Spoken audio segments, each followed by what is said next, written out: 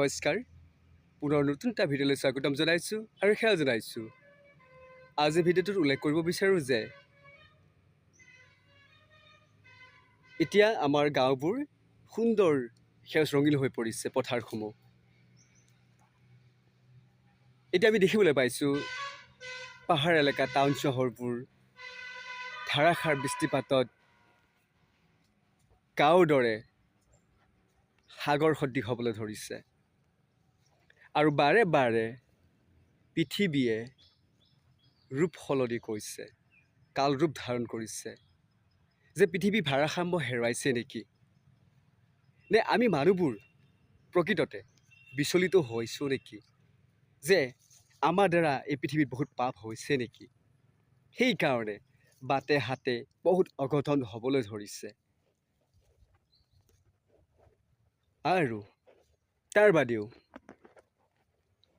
এইবোৰ দেখিলে ভয় লগাৰ এটা দৃশ্যৰ আহি পৰিছে। আমি যদি সজাগতা অৱলম্বন নকৰোঁ আমাৰ নিজৰ বিপদ নিজেই হ'ব আজি তাৰিখত।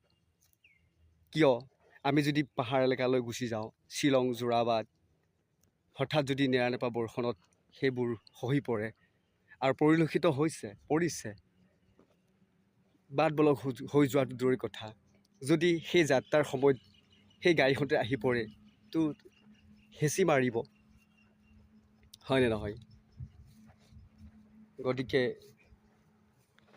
ঠিক তেনেদৰে আমি সজাগতা অৱলম্বন কৰাটো উচিত। সেইবাবে মই আজি ভিডিঅ'টো প্ৰেৰণ কৰিছোঁ অসমবাসী ৰাইজক। সুস্থ থাকক, সজাগ থাকক, শান্তি থাকক। কাৰণ এতিয়া আমি চাবলৈ গ'লে চাৰিওফালে আমাৰ হাহাকাৰ হৈ আছে, পৰিস্থিতিবোৰ খুবেই বেয়া। কাৰো অন্তৰত আত্মা প্ৰেম নাই। সেইকাৰণে হয়তো পৃথিৱীয়ে এনেকুৱা ৰূপ ধাৰণ কৰিবলগীয়া হৈছে। যদি ভাল লাগে লাইক এটা কৰিব, কমেণ্ট কৰিব। পুনৰ লগ পাম বুলি আশা ৰাখি আজি এই ভিডিঅ'ৰ পৰা বিদায় লৈছোঁ। ধন্যবাদ।